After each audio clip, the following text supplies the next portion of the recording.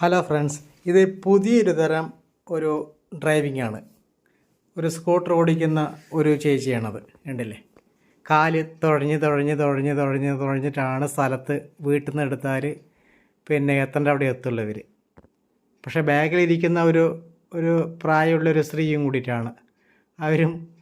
അവർ പേടിച്ചിട്ടാണ് ഇരിക്കുന്നത്. നല്ല പെരുമഴയാണ്. ഞങ്ങൾ കുറേ നേരം കണ്ടു, എന്നിട്ടാണ് വീഡിയോ എടുക്കാൻ തന്നെ തുടങ്ങിയത്. കാരണം അത് എത്രത്തോളം പോകണമെന്നുണ്ട് അറിയാം. ഞങ്ങൾ കറക്റ്റ് ബാക്കിലല്ല, കുറച്ച് സൂം ചെയ്തിട്ടാണ് ഇത് എടുത്തിരിക്കുന്നത്. അതുകൊണ്ട് കുറേ ബാക്കിലാണ്. ഏകദേശം ഒരു 3 മിനിറ്റോളം ഞങ്ങൾക്ക് വീഡിയോ പിടിക്കാൻ പറ്റി. ഇപ്പോൾ ഇങ്ങനെയൊക്കെ ഉണ്ടല്ലേ, ഇത്രയും ഒരു അപകടകരമായിട്ടുള്ള ഒരു രീതിയിലാണ് അവർ ഡ്രൈവിങ് ചെയ്തിട്ട് പോകുന്നത്. 2 കാലും 2 സൈഡും വെച്ചിട്ട് ആ ടയർ തേയുന്നതിനെക്കാട്ടിലും കൂടുതൽ അവരുടെ ചെരുപ്പ് തേയും തോന്നും. അല്ല, നല്ല മഴയുണ്ട്. കാല് കണ്ടില്ലേ, അവരച്ചിട്ട് തന്നെയാണ് റോഡിൽ കൂടെ പോയിക്കൊണ്ടിരിക്കുന്നത്. ഇതിപ്പോൾ അവരുടെ മുമ്പിൽ എന്തെങ്കിലും ഒരു അപകടകരമായിട്ടുള്ളൊരിത് വന്നിട്ടുണ്ടെങ്കിൽ അവർ പിടിക്കാൻ പോകുന്നത് ബ്രേക്ക് ആയിരിക്കില്ല തോന്നുന്നു. നേരെ കാല് വെച്ചിട്ട് പോകുന്നു. കാലിൽ വെച്ചിട്ട് റോഡിലെന്താവും. അപ്പം ഇങ്ങനെയൊക്കെ ഒന്ന് ഡ്രൈവിംഗ് ലൈസൻസ് കൊടുക്കുമ്പോൾ ഒന്നും കൂടെ ഒന്ന് ആലോചിച്ചിട്ട് കൊടുക്കുന്നതായിരിക്കും നല്ലത്. കാരണം ഒന്നും കൂടെ പഠിച്ചിട്ട് ക്ലിയറായിട്ട് കൊടുത്താൽ മതി. നിർബന്ധമില്ലല്ലോ. കണ്ടില്ലേ, 2 കാലും അങ്ങനെ തന്നെ റോഡിൽ തന്നെ ഉരച്ചിട്ടേ വെച്ചിട്ട് പോവുകയാണ്. എന്തൊരു കഷ്ടമാണത്.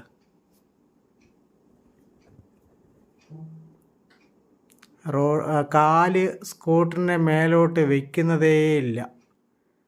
ഫുള്ളായിട്ട് റോഡിൽ തന്നെ അങ്ങ് പോയിക്കൊണ്ടിരിക്കുകയാണ്.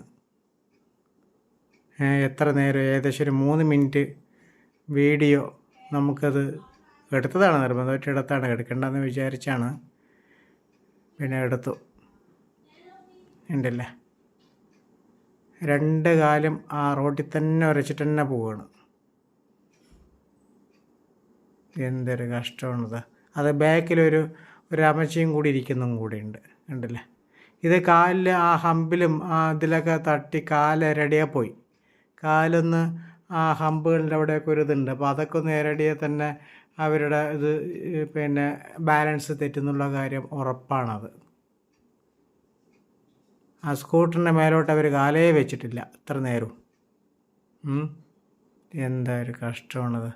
അപ്പം ഇങ്ങനെയൊക്കെ ലൈസൻസൊക്കെ കൊടുക്കുമ്പോൾ ഒന്നും കൂടിയിട്ടൊക്കെ ഒന്ന് ശ്രദ്ധിക്കുക എന്തായാലും.